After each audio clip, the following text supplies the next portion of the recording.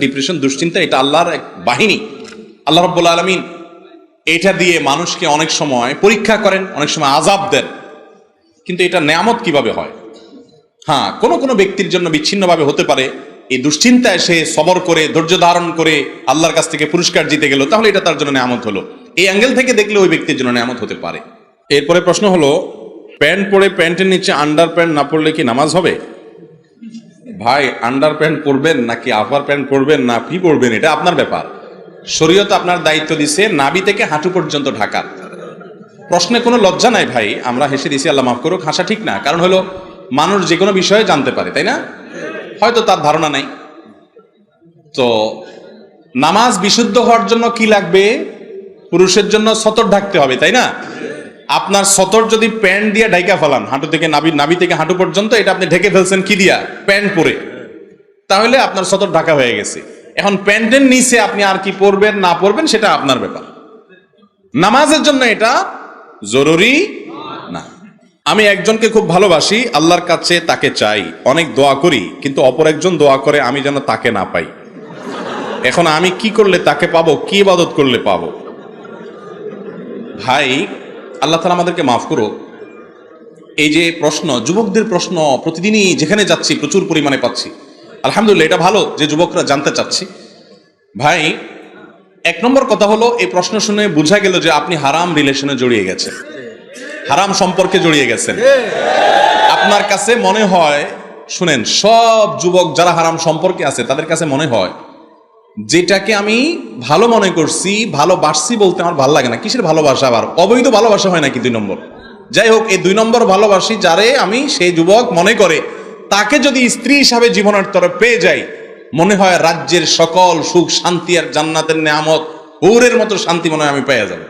প্রেমের বিয়ে যেগুলো হয়, ওই পশ্চিমা দুনিয়ার দিকে তাকায় দেখেন, ইউরোপ আমেরিকার দিকে প্রায় সবই প্রেমের বিয়ে। ঠিক না? ঠিক। তাদের বিয়ের আগে হারাম সম্পর্ক করে, এরপর বিয়ে করে। কয়টা টিকে? কি বলেন? খোঁজখবর রাখেন না আপনারা? তাদের দাম্পত্য জীবনে কয়টা সংসার টিকে? খোঁজ খবর নিয়ে দেখেন।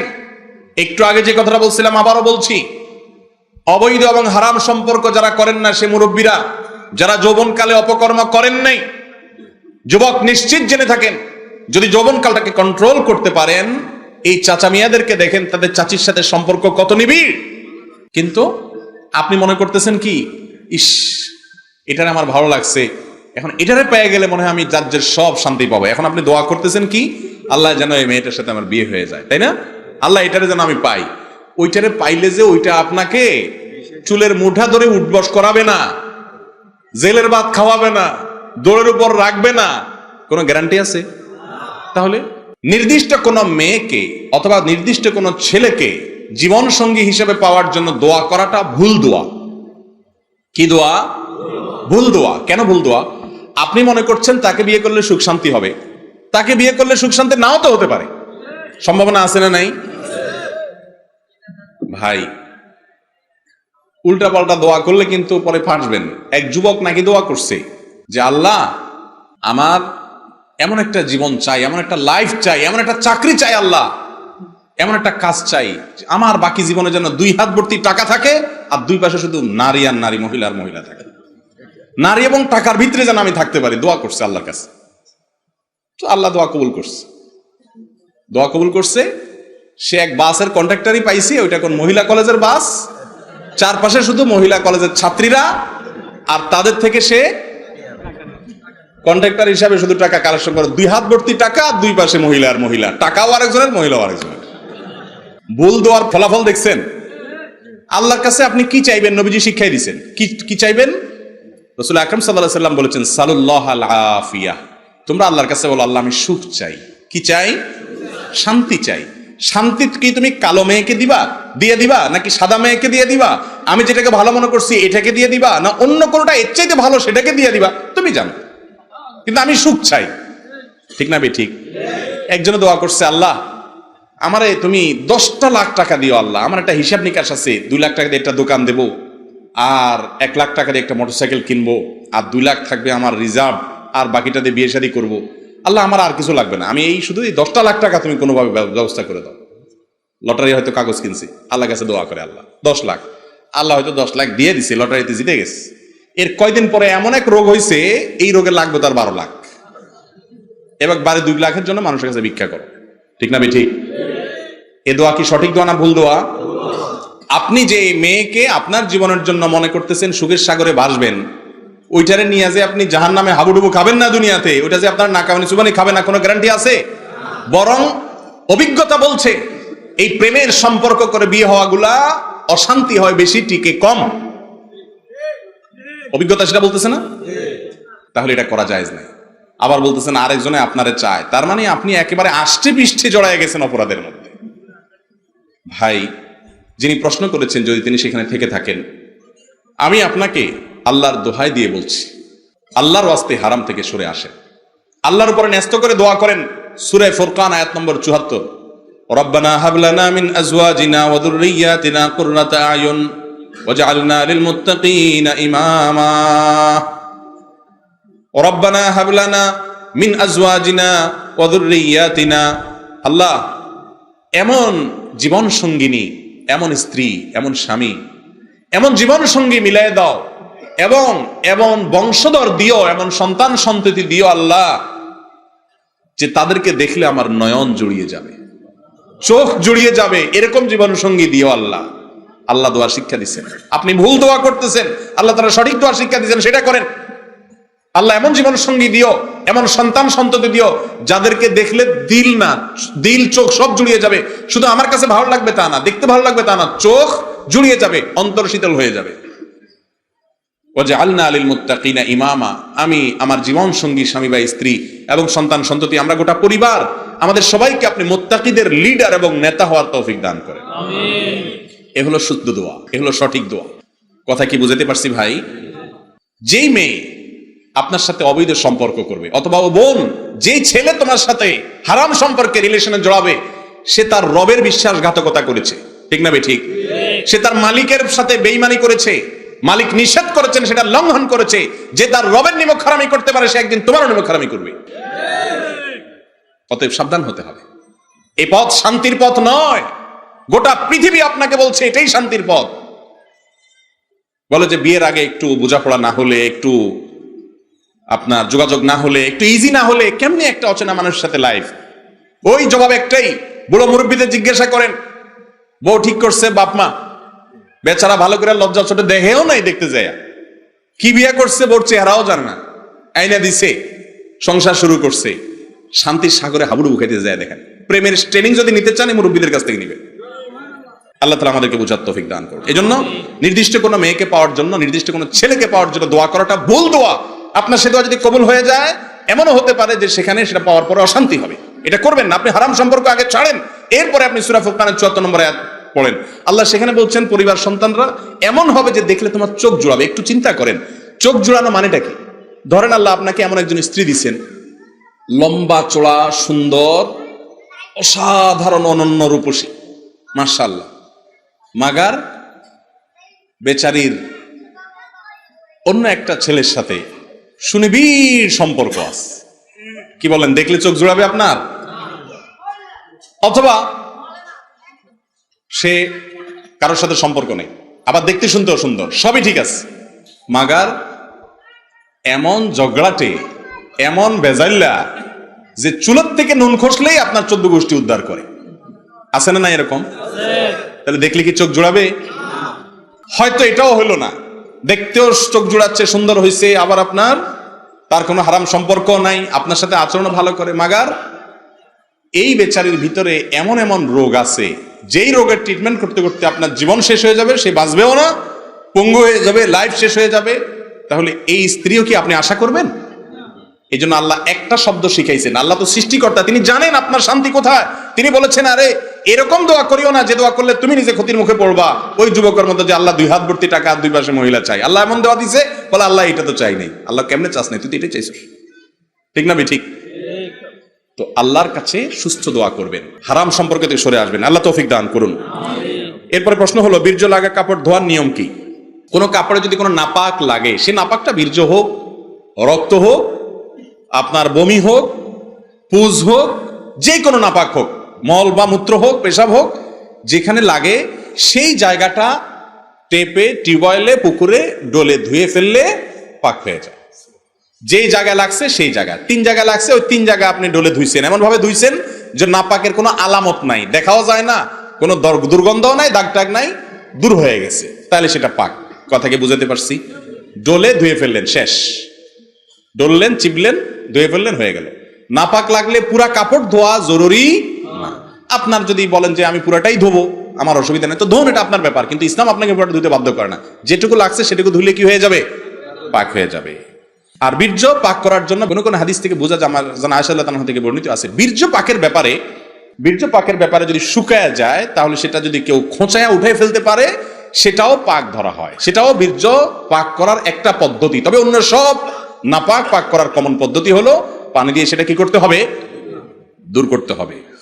বীর্যটা পানি দিয়ে ধুইবেন, বাকি এটা আরেকটা পদ্ধতি হাদিসে বর্ণিত আছে। সালাতরত অবস্থায় সিজদা স্থানে পরিষ্কারের উদ্দেশ্যে ফু দেওয়া যাবে কিনা, এই কাজটা অনেকেই করে, তাই না?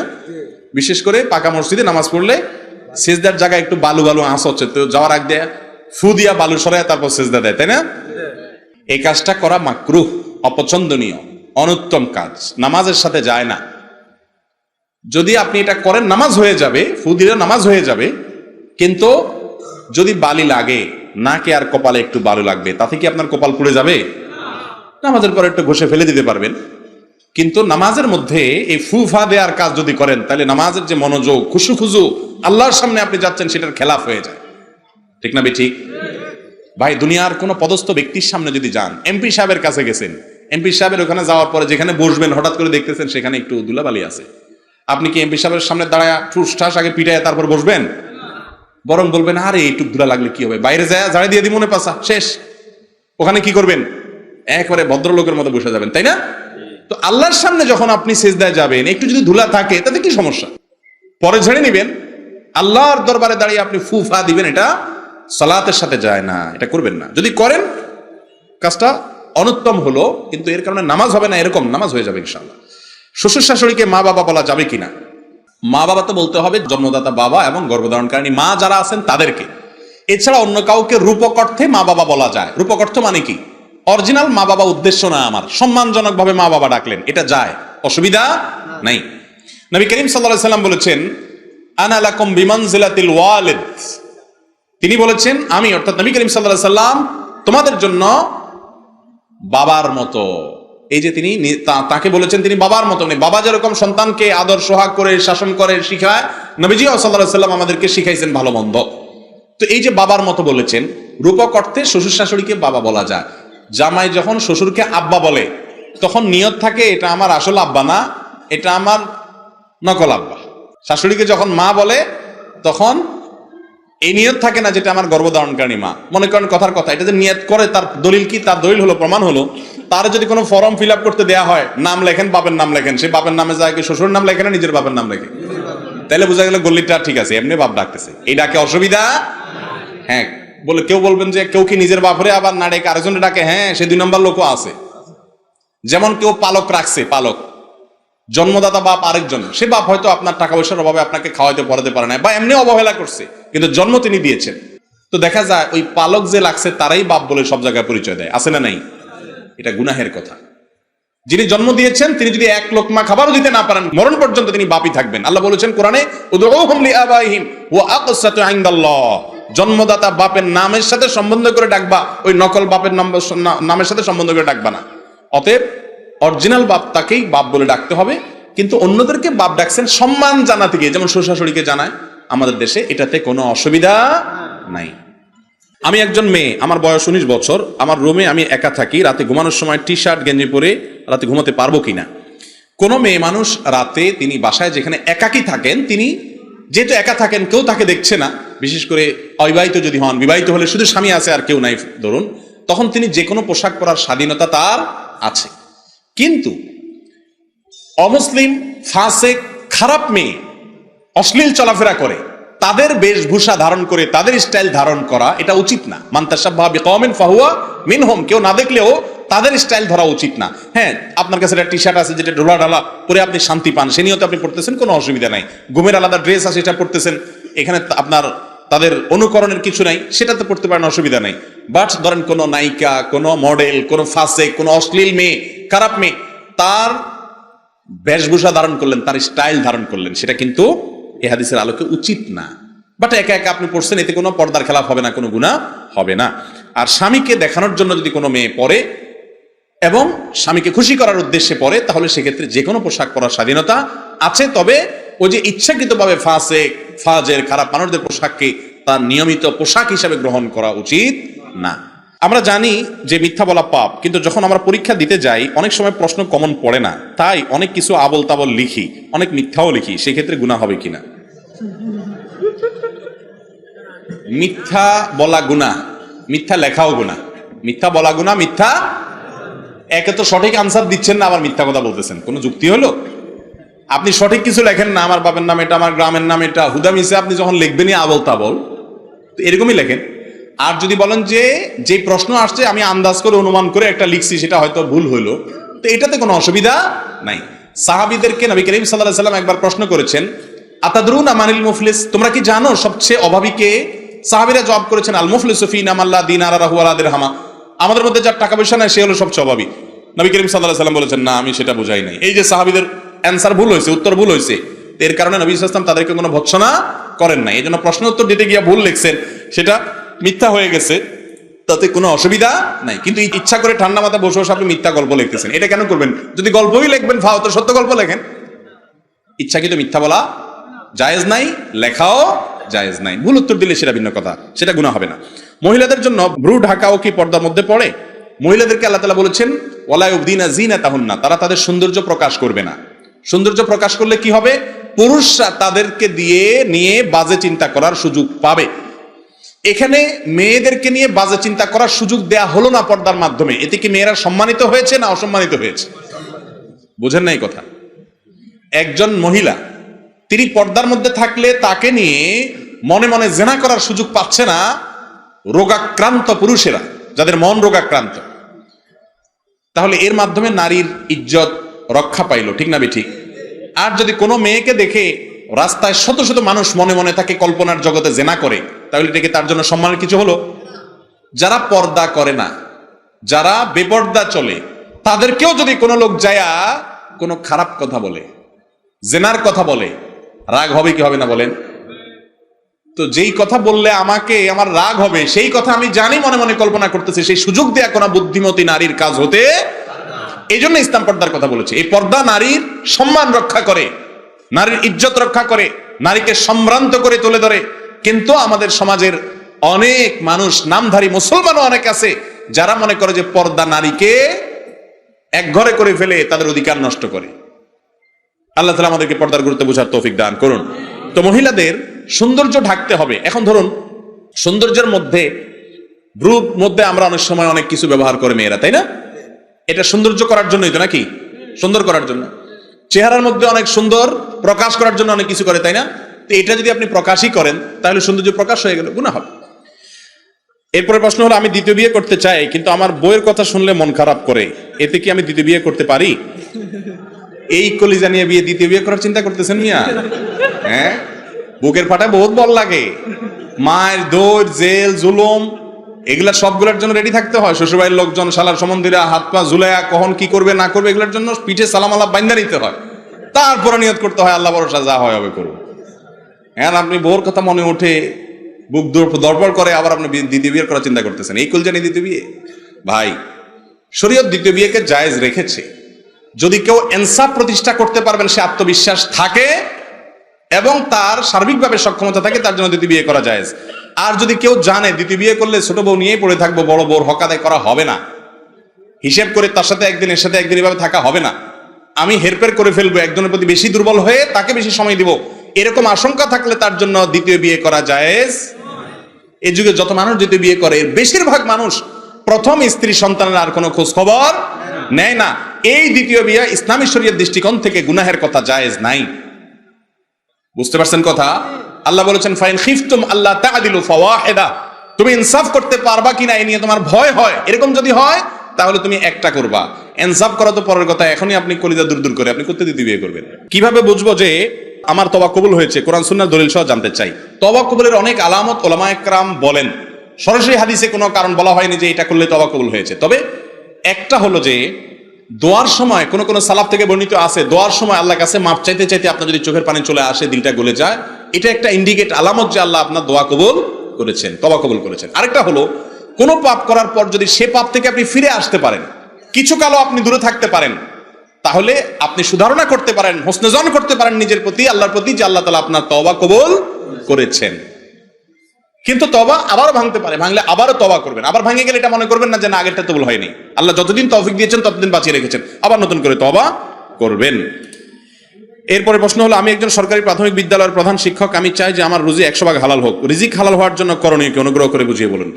শিক্ষকদের রিজিক হালাল তো সবচেয়ে সহজ, সবচেয়ে সহজ।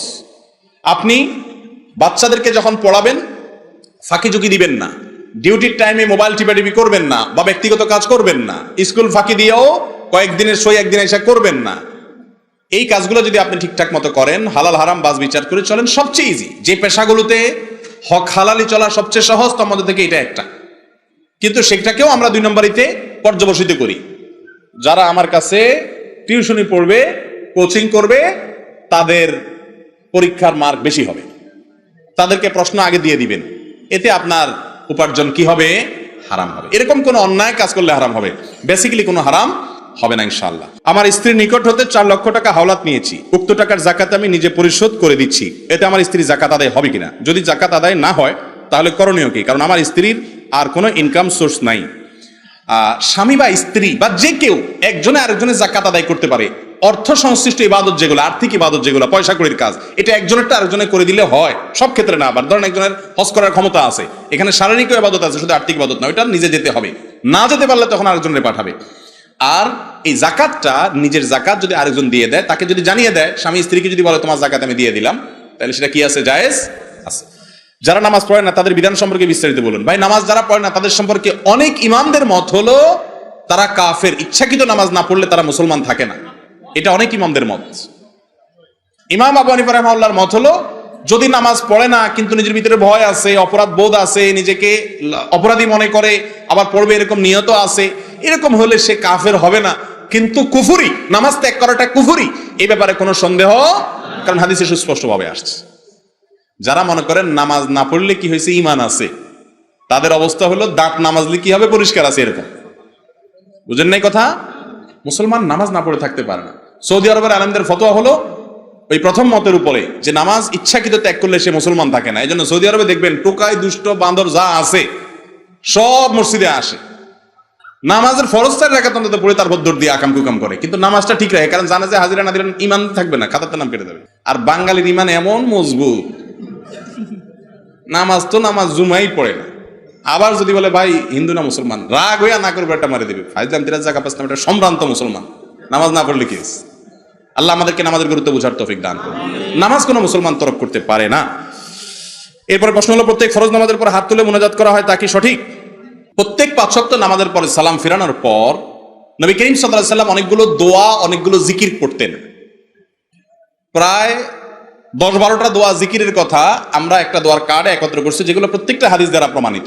নবী সাল্লাল্লাহু আলাইহি ওয়াসাল্লাম এগুলো পড়তেন। সেই নামাজের পরের দোয়া জিকির যা আছে 10-12টা, সবগুলো মুখস্থ আছে যাদের, তারা একটু হাত তোলেন। আন্দাজে তুলেন না, আমি কিন্তু জিজ্ঞেস করতে পারি। মাশাআল্লাহ, নামান অল্প 20-50টা হাত উঠছে এই হাজার মানুষের মধ্যে। তাহলে বোঝা গেল যে আমরা নামাজের পরে নবী করিম সাল্লাল্লাহু আলাইহি ওয়াসাল্লাম কি করতেন সেটা জানি না। দোয়া, সুন্নাত দোয়াগুলো আমাদের মুখস্থ নাই, আমলও নাই, কিন্তু নামাজের পরে সবাই মিলে একসাথে হাত তোলা এটা আমরা জানি ভালো, তাই না ভাই? নবী করিম সাল্লাল্লাহু আলাইহি ওয়াসাল্লাম সাহাবীদেরকে নিয়ে, সবাইকে নিয়ে নামাজের পরে এরকম হাত তুলছেন, সাহাবীরাও সাথে হাত তুলছেন এবং আমাদের মতো আমিন আমিন বলছেন। এটা নবী করিম সাল্লাল্লাহু আলাইহি ওয়াসাল্লামের জীবনে কোনো হাদিস থেকে পাওয়া, যদি তার জীবনে 2-10-12 করতেন তাহলে অন্তত হাজার হাজার হাদিসে সেটা বর্ণিত হতো। যারা আলেম তারা জানেন নবীজির জীবনের ছোট্ট একটা কাজ থুতে ফেলছেন, সেটাও বহু সাহাবীরা বর্ণনা করছে, আর সবার সামনে প্রকাশ্যে দিবালোকে মসজিদে নববীতে নামাজ পড়াইছেন। যদি তিনি এই কাজটা করতেন তাহলে কি পরিমাণ হাদিসে থাকতো যে নবীজির সাথে আমরা সবাই হাত তুলছি? একটা হাদিসও নেই। বুঝাতে পারছি? বাংলাদেশের সবচেয়ে বড় মাদ্রাসা হাটহাজারী মাদ্রাসা, সেখানে 5 ওয়াক্ত নামাজের পর সম্মিলিত কোনো দোয়া হয় না, প্রত্যেকে যার যার মতো দোয়া করে। নামাজের পর দোয়া কবুল হয়, যেন আপনি দোয়া করেন। সুন্নাত দোয়া জানেন না, কিন্তু এই সম্মিলিত রূপ প্রচলিত। বিশ্ব ইজতেমায় সেখানে নাই, মক্কাতে, মদিনাতে, হারাম শরীফে আছে, কাকরাইল মসজিদে আছে, বড় বড় মাদ্রাসাগুলোতে নাই। যে মাদ্রাসায় নাই সেখান থেকে পড়ে এসে আপনি এলাকাতে করতেছেন, তাহলে আপনি শিখলেন কি, করলেন কি? মেখল মাদ্রাসায়ও নাই, অনেক বড় মাদ্রাসা নাই। আবার অনেক মাদ্রাসায় আছে, সেটা কিরকম আছে, যার যারটা শেষেই করে, ইন্ডিভিজুয়াল, ইমামের সাথে কোনো সম্পর্ক নাই। ইমাম লম্বা করতেছে মুক্ত। আর আমাদের সিস্টেম কি, ইমাম তুলছে, আমরা তুলছি, কেউ ইমাম তোলার পর না তুলে তাহলে পাশন থেকে এরকম কোনো দিয়ে গুতা দেয়, উঠা হুজুর উঠেছে। আবার ইমাম নামায় ফেলছে, হয়তো ইমামের চাওয়ার শেষ, বেচারা আজকের দিনকাল ভালো, বিশেষ কিছু চাওয়ার নাই, খুব সুখে শান্তি আছে, রোগ শোক নাই, বউ বাচ্চা সব ভালো, ফিটফাট, খাইয়া আসছে, পেট টেটো ফুল, কোনো টেনশন নাই, উনি সংক্ষেপ দোয়া করে দুনিয়া শেষ করছে। আপনার হয়তো কোনো টেনশন আছে, ছেলেটা বিপদে আছে, মেয়েটার সমস্যা, পেটটা ব্যথা করতেছে, বউটার কোনো অসুবিধা আছে, আপনি আল্লাহ কাছে আরো কিছু লম্বা করে চাইতেছেন, তো পাশ থেকে গুতা মারে, এই বেটা হাত নামা, হুজুর নামা ফেলছে না, ঠিক না বে ঠিক? এটা তো ইসলাম শিখায় নাই। আপনি নামাজের পরে আপনার মতো আপনি দোয়া করেন, হুজুরের দোয়ার সাথে উঠাইতে হবে, নামাইতে হবে, সম্মিলিতভাবে করতে হবে, এই নির্দেশ শরীয়ত আমাদেরকে। কিন্তু তাই বলে এলাকাতে দীর্ঘদিন থেকে এই মুনাজাত সম্মিলিতভাবে চলে আসছে, আপনি এখন ইমাম সাহেবের বিরুদ্ধে যুদ্ধ ঘোষণা করলেন, কমিটির বিরুদ্ধে যুদ্ধ ঘোষণা করলেন, এলাকা হাঙ্গামা লাগাই দিলেন, এটাও করা যাবে। আপনি নিজে সুন্নতের উপর আমল করেন, আরেকজনকে সুন্নত শিখান, সুন্নত দোয়াগুলো শিখান, এগুলো মসজিদে টাঙ্গাই দেন, সুন্নতের আমল করেন, ইনশাআল্লাহ সুন্নত জিন্দা হবে। কথা কি বুঝাতে পারছি? মানুষকে ধীরে ধীরে বোঝাতে হবে, এবং গন্ডগোল ফাসাদ করা, এটা গন্ডগোল ফাসাদ করা জায়েজ নাই। এরপরে প্রশ্ন হলো, মানুষ মারা গেলে 40 করা কি শরীয়ত সম্মত এবং 40 কদম যাওয়া যাবে কিনা? মানুষ মারা যাওয়ার পরে 40 কদম লাশ নিয়ে 10 কদম পর পর ঘুরা, এরকম কি একটা সিস্টেম আছে না? হাদিসে এর কোনো ভিত্তি পাওয়া যায় না। আর মানুষ মারা যাওয়ার পরে 40 3 দিনা 7 দিনা এগুলো যে আছে, এগুলো বাংলাদেশের সবচেয়ে প্রতিষ্ঠিত বিদআত। এগুলো বাংলাদেশের প্রত্যেকটা অঞ্চলে প্রতিষ্ঠিত, কারণ খাওয়ান দাওয়ার ব্যাপার সেবার আছে, তো অন্য যা থাকুক না থাকুক এটা তো থাকতে হবে। ভাই, একজন মানুষের আত্মীয় স্বজন মারা গেছে, বেচারাকে খাওয়ানো হলো সুন্নাত, তাকে খাওয়ানো হলো কি, এলাকাবাসী তাকে খানা খাওয়াবে, কারণ হলো সেই বেচারা রান্না বাড়া করার মতো মানসিকতা নাই, মন খারাপ, সবাই রান্না করে করে তাকে খাওয়াবেন, তার বাড়িতে খানা পাবেন, প্রতিবেশীরা, এলাকাবাসীরা, তাদের জন্য এটা কর্তব্য। আমাদের দেশে খাওয়ায় ঠিকই, কিন্তু 3 দিন খাওয়াবে, 4 দিন খাওয়াবে, এরপরে সুদে আসলে একসাথে গরু সহ খাই ফেলবে। এলাকাবাসী হয়তো একটু 2 গামলা 4 গামলা খানা পাঠাইছে 2-4 দিন, এরপরে একসাথে বিশাল ডেকে খানা সবাই মিলে খাবে। এটা জুলুম, এটা জায়েজ নাই ভাই। হিন্দুদের থেকে আসছে এটা, শ্রাদ্ধ থেকে এটা আসছে।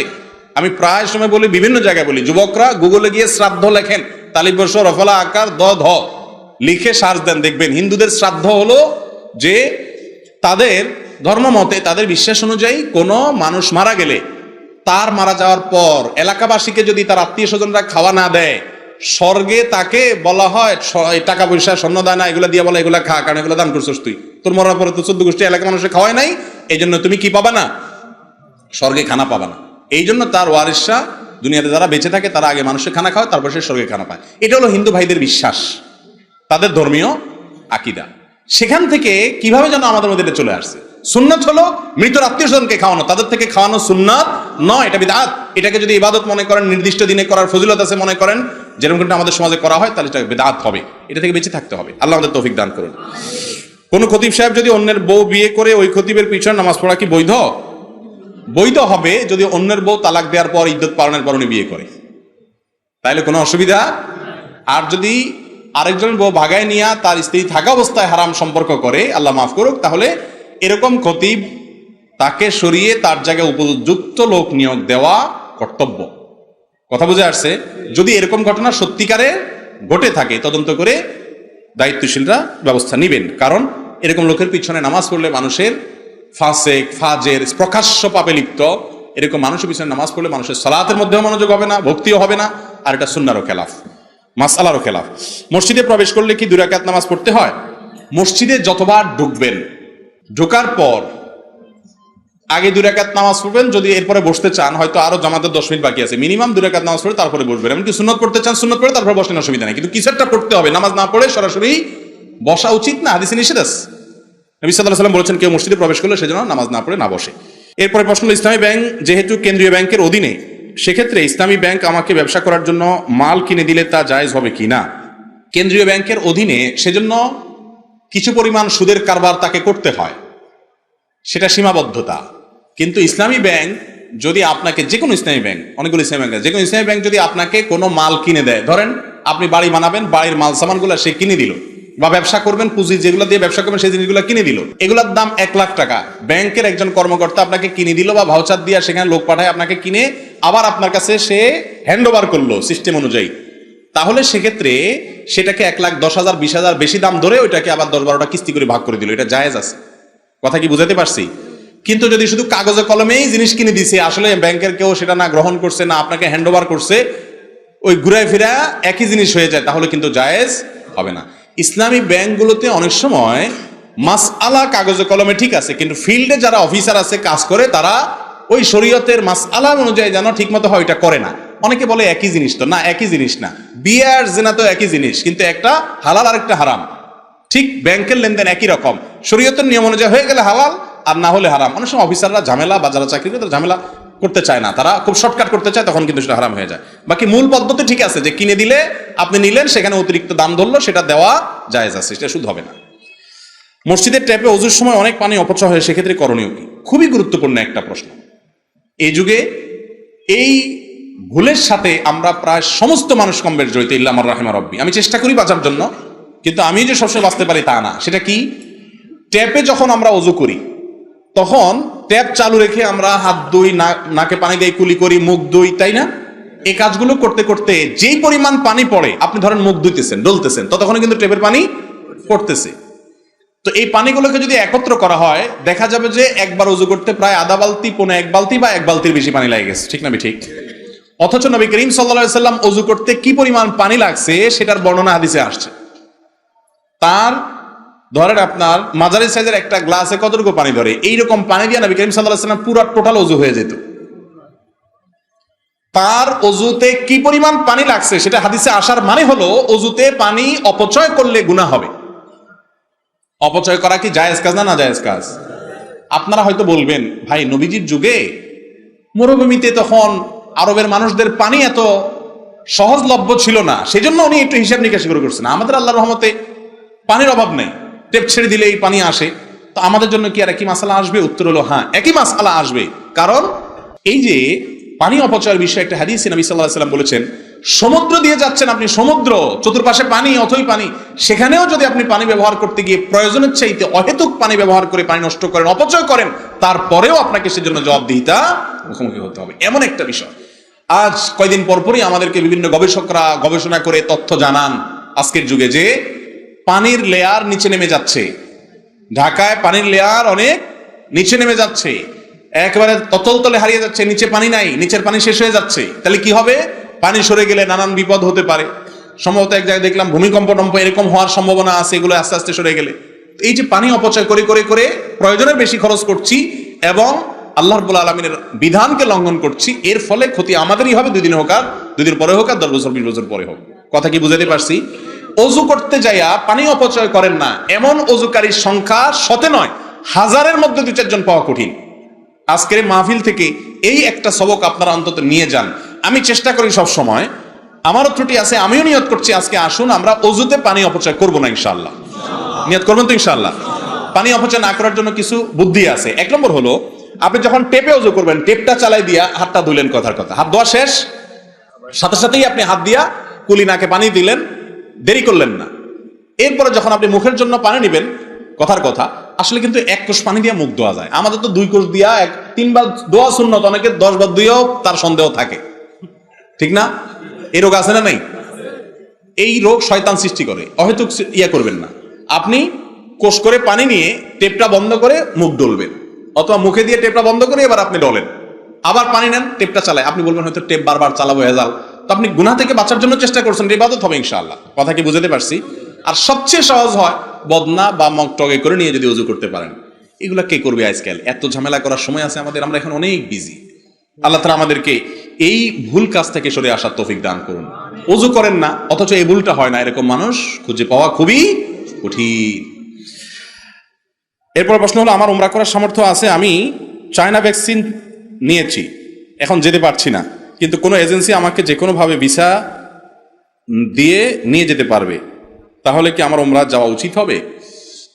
আপনি যদি অন্য কোনো ভিজিট ভিসা টিসা পান, তাহলে ভিজিটের উদ্দেশ্যে আপনি গেলেন, আর ভিজিটের উদ্দেশ্যে যাই যদি উমরা করা অ্যালাউড হয়, নর্মালি ভিজিট ভিসায় গিয়া উমরা করার এখন অনুমোদিত, এখন মানে সর্বশেষ আগে একসময় নিষেধ ছিল সৌদিতে, তো সে অনুযায়ী আপনি উমরা করতে পারেন, কোনো অসুবিধা নাই। বাট এখনকার যে বিধিনিষেধ আছে, যদি এখন ভিজিট করতে গিয়ে উমরা করার পারমিশন না থাকে, তাহলে সেক্ষেত্রে সেটা করা উচিত হবে না।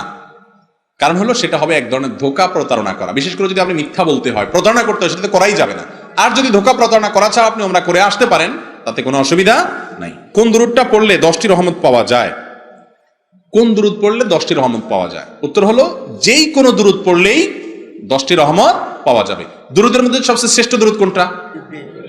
দরুদ ইব্রাহিম। আমরা নামাজের মধ্যে যেটা পড়ি, নবী করিম সাল্লাল্লাহু আলাইহি ওয়াসাল্লাম সাহাবীদেরকে শিখাইছেন। ইবনে হাজার আসকালানী রাহিমাহুল্লাহ বলেছেন, যেহেতু নবীজি সাল্লাল্লাহু আলাইহি ওয়াসাল্লাম নিজে দুরূদ শিখাইছেন আর পড়ছেন, অতএব এর চেয়ে শ্রেষ্ঠ কোনো দুরূদ হতে।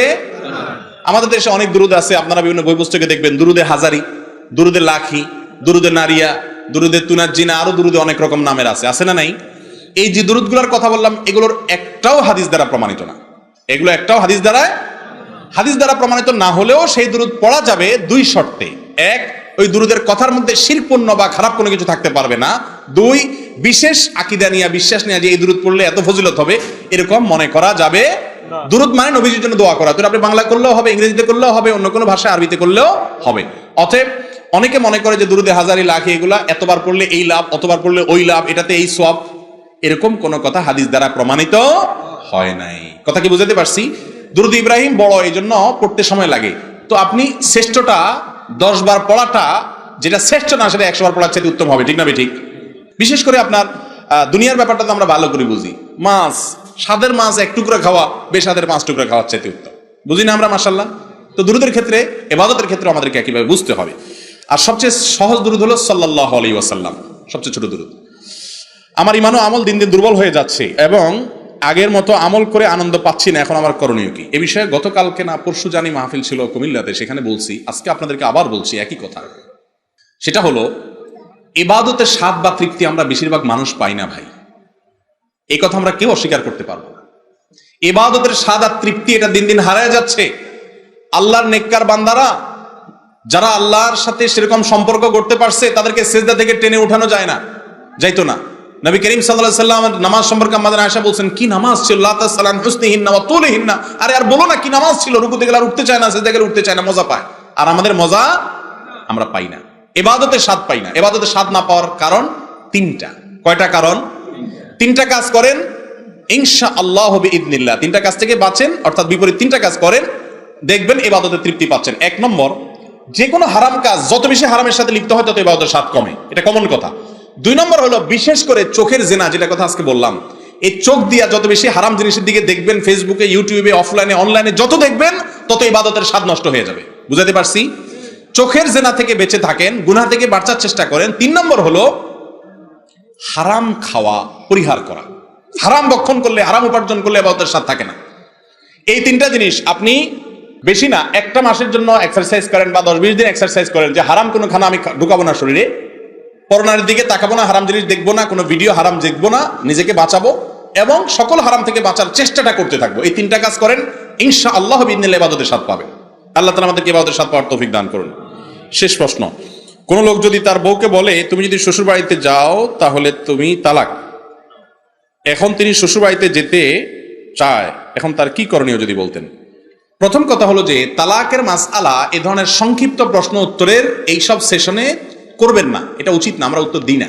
কারণ হলো, তালাকের বিষয়ে বিস্তারিত জানতে হয়, মুফতি জিজ্ঞেস করবেন, ইস্তেফসার করবেন, তার উপরে অনেক কিছু নির্ভর করে। এই জন্য তালাকের বিস্তারিত জানা ছাড়া মাসআলা বলা উচিত না, আমরা বলি না সচরাচর। শুধু মূলনীতি বলে রাখি, কেউ যদি তার স্ত্রীকে বলে তুমি শ্বশুরবাড়ি গেলে তালাক হবা, তাহলে এটাকে তালাকের মুআল্লাক বলে ফেকার ভাষায়। তালাকের মুআল্লাকের ওই কাজটা স্ত্রী করলে কিন্তু স্ত্রী তালাক হয়। তালাকের বিষয়টা এত জটিল, মুখে নেওয়ার আগে 10 বার চিন্তা করবেন। বেশিরভাগ লোক তালাক দেওয়ার পরে একটা সময় আয়েশা বলে, হুজুর এখনো একটু একসাথে থাকতে চাই, এমন ভাবে তালাক দিয়েছে আর নেওয়ার সুযোগ নেই। বুঝেন নাই? এই জন্য তালাক মুখের বাহির করার আগে আলেমদের সাথে পরামর্শ করবেন, সুন্নাত তরিকা জেনে সাবধানতা অবলম্বন করে তারপর তালাকের প্রয়োগ করবেন, অন্যথায় সেটা জায়েজ হবে না, গুনাহ হবে। এই যে মাহফিলটা হলো, অল্প সময় শেষ হয়ে গেছে। আপনারা যারা বিভিন্ন এলাকাতে মাহফিল করেন, এরকম মাহফিল যদি আপনারা করেন, আপনাদের 1 নম্বর কথা হলো, একটা সুন্নাত জিন্দা করার সওয়াব পাবেন। সেটা কি? গভীর রাতে জেগে না থাকাটা সুন্নাত। এশার নামাজ মাহফিলের শেষে হবে, 10টা 10:30টায় হবে। তাহলে হবে কি, ওই জায়গার মধ্যে এশার নামাজ একটু দেরি করে পড়া এমনও সুন্নত। বুঝতে পারছেন কথা? তাহলে মাহফিলটা সুন্নত তরিকায় হয়ে গেল, মাশাআল্লাহ। তো আপনারা সবাই এরকম মাহফিল করবেন তো ইনশাআল্লাহ? এখন আপনাদের সব আয়োজকদেরকে সারা দেশে আমি বলি, কেউ কথা শুনে না, কিন্তু এই ভাইরা আগে থেকে আমি বলা ছাড়াই তারা এই সুন্নতের উপর আমল করছে। আমি মন খুলে দোয়া করে যাচ্ছি, আল্লাহ তাআলা আমাদের ভাইদেরকে আরো বেশি সুন্নাত জিন্দা করার তৌফিক দান করুন। আপনারাও করবেন তো ইনশাআল্লাহ? এখন বলো যে মাহফিলে নাকি মানুষ আগে আসে না। এই এলাকার মানুষ এত ভদ্র, এত ভালো যে আগে আগে চলে আসছে, মাশাআল্লাহ। অবশ্যই এর জন্য আয়োজকদের কৃতিত্ব দিতে হয়, কারণ তারা মাহফিল পোস্টারে লিখছে, মাইকিং করে দিছে যে 10 সাড়ে 10টার মধ্যে মাহফিল ক্লোজ, 8:30টায় প্রধান বক্তা বসে যাবে। এই যে কাজটা আপনারা করছেন, এই কাজটার জন্য আপনাদের ধন্যবাদ পাওয়ার উপযুক্ত। আপনারাও এলাকাতে সুন্নাহটা জিন্দা করবেন। রাত জেগে মাহফিলে যে অনেকের দাখিল এসএসসি পরীক্ষা চলতেছে, কয়দিন পরে আলেম এইচএসসি চলবে, হিন্দু ভাইরা আছেন, শিশুরা আছে, অসুস্থ লোক আছে, রাত 12টা-1টা পর্যন্ত যদি মাইকের আওয়াজে তাদের ক্ষতি হয়, কষ্ট হয়, এই মাহফিল করা জায়েজ হবে? তাহলে সুন্নাত অনুযায়ী মাহফিল করবেন তো ইনশাআল্লাহ? আল্লাহ তাআলা আমাদের সবাইকে তৌফিক দান করুন। মজলিস থেকে উঠার দোয়াটা পড়ি, সুবহানাল্লাহি ওয়া বিহামদিহি, সুবহানাকাল্লাহুম্মা ওয়া বিহামদিকা, আশহাদু আল্লা ইলাহা ইল্লা আনতা, আস্তাগফিরুকা ওয়া আতুবু ইলাইহি। জাযাকুমুল্লাহু খাইরান।